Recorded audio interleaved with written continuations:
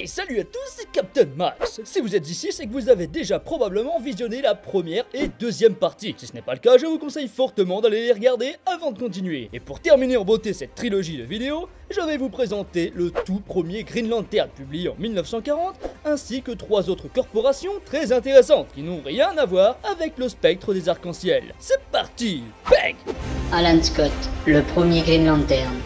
Il y a des milliards d'années, les gardiens de l'univers cherchaient à faire disparaître la magie. Ils ont donc piégé toutes les énergies magiques dans un orbe, appelé Star-Heart, qu'ils ont ensuite envoyé sur Terre 2, un monde parallèle au leur. Cachée au cœur d'une étoile, celle-ci finit par développer une conscience et décida de voyager à travers toute la galaxie.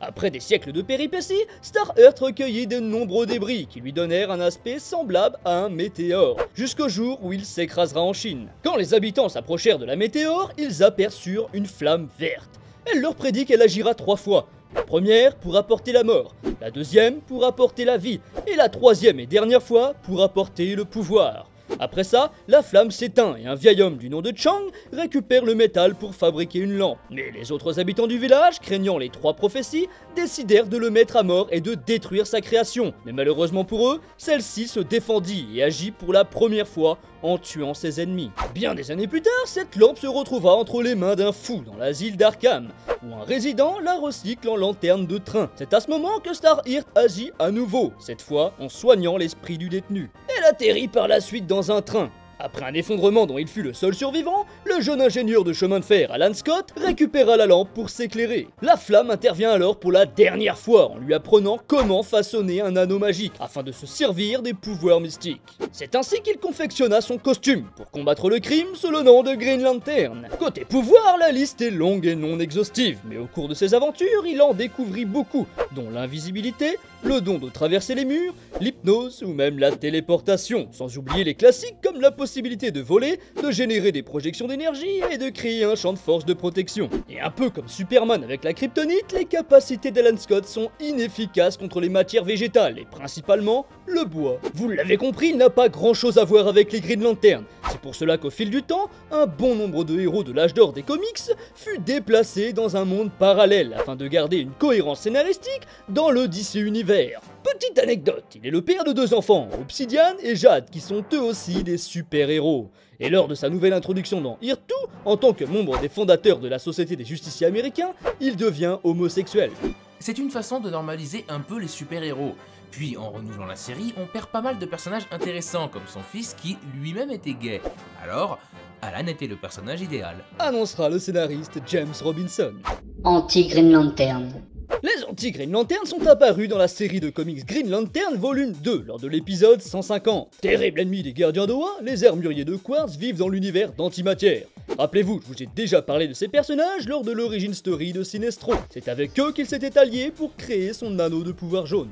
Dans le but de concevoir la meilleure arme contre leurs rivaux, les Quartiens mirent un siècle à construire leur batterie centrale et leurs anneaux, pour finalement se donner le nom d'anti-Green Lantern. Par contre, petit problème, les pouvoirs ne durent que 24 heures et exigent de leurs détenteurs une très grande volonté. Ainsi, les armuriers ont dû procéder à des améliorations sur leur cerveau, afin d'être capables de les utiliser. Mais lorsque leur recherche s'épuise une fois le temps écoulé, les porteurs brûlent avec leurs précieux. Pour tenter de s'affranchir de cette limite, ils décident de tendre un piège à Hal Jordan pour le capturer et voler son anneau afin de l'étudier et connaître tous ses secrets. En échange de son aide, ils lui promettent de ne pas raser la Terre. Hal fait mine d'accepter et essaye de saboter leur batterie centrale, mais il est accueilli par des milliers d'anti-Green Lantern. Alors, assisté par sa collègue Aridia, il réussit à s'enfuir, mais est finalement rattrapé par Saint-Enli, un gardien d'antimatière capable de changer l'esprit de son adversaire. Il retourne Hal Jordan contre Arisia, mais heureusement pour eux, Katmatui et d'autres Green Lantern viennent à leur secours et ensemble détruisent la batterie centrale des anti-Green Lantern. En tant que prédécesseur du Sinestro Corps, l'utilisation de leurs anneaux est bien plus proche de celui des Black Lantern, de par la lumière noire qu'ils dégagent, mais aussi par la possibilité d'absorber l'énergie des Green Lantern.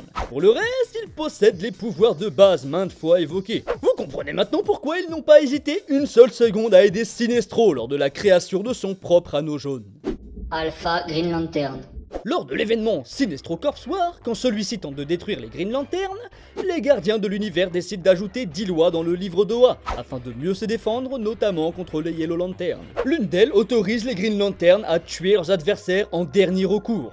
Mais pour éviter les abus et voir les membres faire la même erreur que Sinestro, les gardiens créent l'Alpha Lantern Corps, servant de police des polices aux porteurs de l'anneau vert. 6 officiers, qui selon eux possèdent la capacité de faire respecter la justice, sont choisis. Boudica, Chelon, Greenman, Kraken, Varix et John Stewart, bien que celui-ci ne se sente pas à l'aise avec l'idée d'appliquer ces nouvelles lois. Pour les 5 autres, c'est le plus grand honneur qu'on pouvait leur faire. Ainsi représentent-ils les meilleurs éléments de la Green Lantern Corps.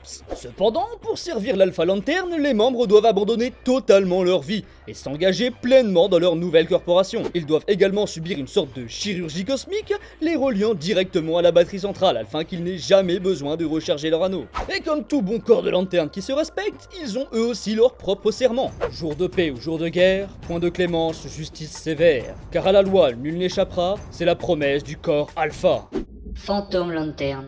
Il y a des milliards d'années, Rami, inventeur parmi les gardiens de l'univers, se rapprocha d'eux et leur proposa les 7 premiers anneaux de lumière, afin de régler leur conflit avec le terrible Voltum. À tes souhaits. 4 milliards d'années après, Rami en crée un nouveau après avoir étudié le spectre émotionnel afin d'en exploiter le plein potentiel. Sa particularité réside dans le fait que n'importe qui peut le porter, sans avoir été choisi, et en plus de ça, il donne un libre accès à n'importe quelle forme d'émotion. Toutefois, leur défilement cause un énorme problème. Le pouvoir rend l'esprit de l'utilisateur instable. C'est pourquoi les gardiens de l'univers excommunient Rami avec l'anneau pour qu'il le détruise. Pendant ce temps, sur Terre, on fait la rencontre de Frank Laminsky, jeune homme plus que lambda n'ayant jamais intéressé personne et sans but précis dans la vie. C'est pourquoi il rejoint l'armée de l'air pour se sentir utile. Et un jour, lors d'un accident d'avion, il est sauvé par Hal Jordan. Désireux de prendre exemple sur lui, Frank s'entraîne durant des années et suit de très près chaque action des Green Lantern, afin d'être un jour lui aussi sélectionné. Et par chance, une belle nuit, un anneau se présente et lui annonce qu'il est choisi pour devenir le Green Lantern. Mais au moment où il s'apprête à le saisir, l'objet explique qu'il y a une erreur et part chercher une autre personne.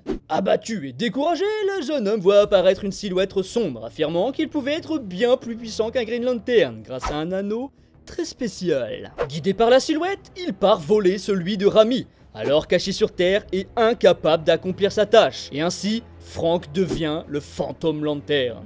Dès lors, il essaie d'être bon et de secourir la population, mais son esprit est très rapidement bouleversé par le changement constant d'émotions. Il sombre alors dans la folie, et par chance, après une bataille contre 2 Green Lantern, il finit par ressentir la compassion et décide donc d'enlever son anneau. Afin de rendre l'objet à son créateur et le protéger de tous, les Green Lantern le laissent à Rami. Hélas, quelques minutes plus tôt, Voltum prend possession de son corps. Je ne vous spoil pas la suite de l'histoire, car elle fait partie de la dernière série des Green Lanterns de 2016, donc vous savez ce qu'il vous reste à faire. Concernant les pouvoirs, vous vous en doutez sûrement, l'anneau fantôme offre à son détenteur l'intégralité des capacités de tous les Lantern Corps. Et voici le serment déclaré par Frank Laminsky, traduit et adapté par votre capitaine.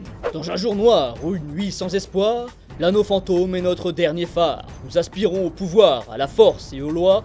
Je prends l'anneau, c'est mon droit. Eh bien, voilà, je pense qu'après ces 3 vidéos sur les Lantern Corps, vous avez assez d'infos pour vous lancer dans l'univers des Green Lantern. J'espère que cette trilogie vous aura plu. N'hésitez pas à vous abonner pour découvrir d'autres comics, parfois peu connus comme Savage Dragon ou Zemax, que vous pouvez trouver sur ma chaîne. Merci encore et je vous dis à très bientôt, Terrien.